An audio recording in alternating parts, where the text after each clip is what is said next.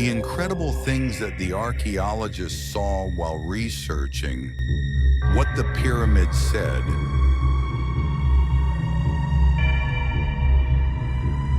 We may see how human civilization was from the beginning.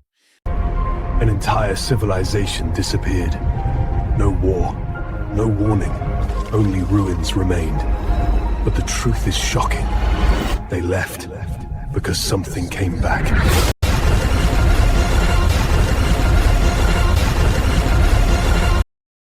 Beneath the rhythm of modern life, the foundations of our newest skyscrapers, and the concrete of our roads, there exists another layer of reality. It is a world silent, ancient, and deep, where time is measured not in years, but in millennia. These are not the ephemeral cities of myth, but tangible settlements, built of stone, mud brick, and human ambition. They were the world's first cities, engineered by the earliest civilizations long before the invention of writing began to record history. When archaeologists first breached the soil, they didn't find gold or jewels.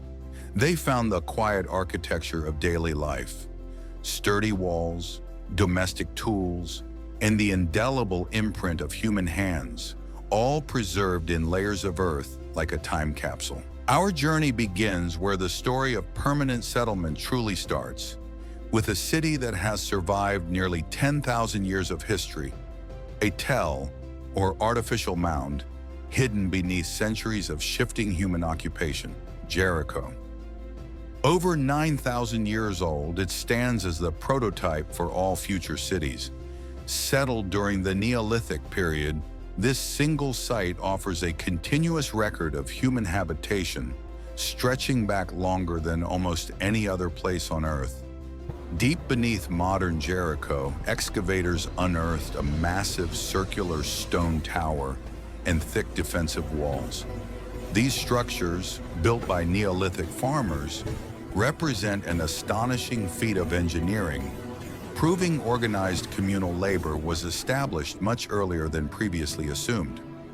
The people of ancient Jericho demonstrated complex social organization, a collective will to defend and define their home, long before the concept of an empire or kingdom even existed. Their stone structures are proof of early civilization's ingenuity. But Jericho was not isolated. Across the Fertile Crescent and beyond, human communities began to experiment with entirely new forms of living, leading to other equally transformative urban centers that now lie silently beneath the surface. Our next stop takes us to the vast plains of Anatolia in modern Turkey, where an enormous Neolithic settlement lay completely covered. Awaiting rediscovery, a massive community of up to 10,000 early inhabitants. Çatalhöyük was radically different. It was a sprawling network of rectangular houses, packed tightly together with no streets or alleys to navigate. The entire city was a continuous, connected block of mud brick architecture. Imagine life here. Movement occurred not on the ground, but across the rooftops. People accessed their homes through a central hole in the ceiling, a unique architectural choice that provided both defense and community cohesion. Perhaps the most intimate discovery was found beneath the living spaces. Archaeologists uncovered burials where generations of families were interred directly beneath the very floors they walked upon, cementing a powerful bond between the living and the dead. Shifting our focus eastward to the confluence of the Tigris and Euphrates, we enter Mesopotamia, the cradle of civilization. Here, beneath the sun-baked dust, cities became centers of immense political and spiritual power. Ur rose to prominence as a glorious city-state of the Sumerians. This massive metropolis, dominated by its great ziggurat, was once a thriving port and home to powerful kings and sophisticated religious institutions. Excavations revealed the royal cemetery of Ur, where staggering wealth, ritualistic sacrifice, and intricate funerary practices illuminated the Sumerians' deep-seated beliefs about power and the afterlife. Crucially, Ur provided us with the very first written records. Thousands of clay tablets, etched with cuneiform script, offered insight into economics, law, literature, and the daily administration of humanity's first urban centers. Far to the east, along the Indus River, another great civilization emerged, one whose mastery of engineering and urban planning remains remarkable, showcasing an early form of municipal sophistication. Mohenjo-Daro in present-day Pakistan was a meticulously planned city, laid out on a strict grid system decades before the Greeks or Romans adopted the practice.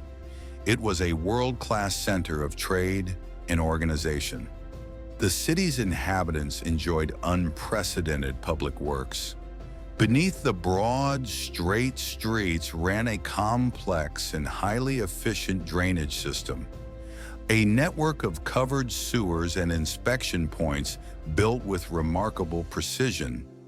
Incredibly, many Mohenjo-Daro homes featured private bathing rooms with sloping floors connected to the public sewage system, a standard of hygiene and infrastructure that would not be consistently seen again for thousands of years.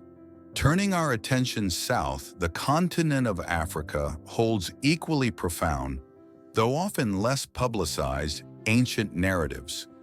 Stories of kingdoms that ruled trade routes and built structures to rival any in the ancient world.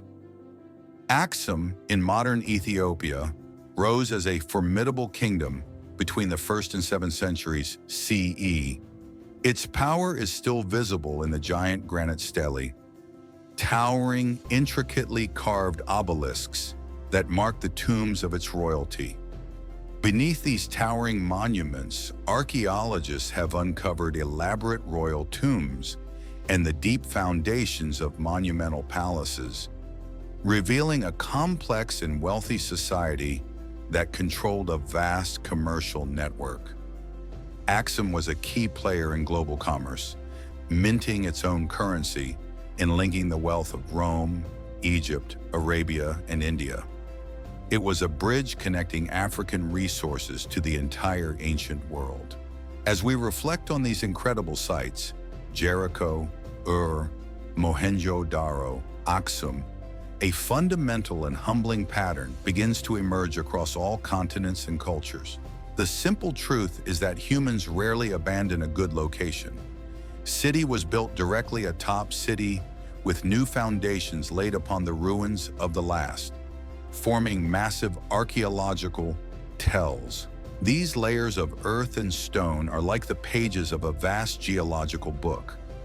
Each level represents a different chapter of human experience, a change in ruling powers, architecture, or resource management. Layer upon layer, they document 10,000 years of growth, collapse, adaptation, and eventual rebirth. The story of civilization is not a linear march, but a constant cycle of rising and falling. Over time, the relentless forces of nature, earthquakes, shifting rivers, devastating floods, as well as human conflict and decay, slowly ensured that these magnificent creations would be reclaimed by the soil. Yet they haven't vanished. They merely exchanged the surface world for the subterranean one. Beneath the rush of the modern world, millions of lost histories still remain locked beneath our feet. They are waiting for the archaeologist's trowel and brush, patiently holding the secrets of our earliest societal structures, technologies, and beliefs, asking to be understood and remembered once again. The sleek, polished world we inhabit today is only the latest moment in a continuous 10,000-year-old human story. The past is not gone, it is simply buried.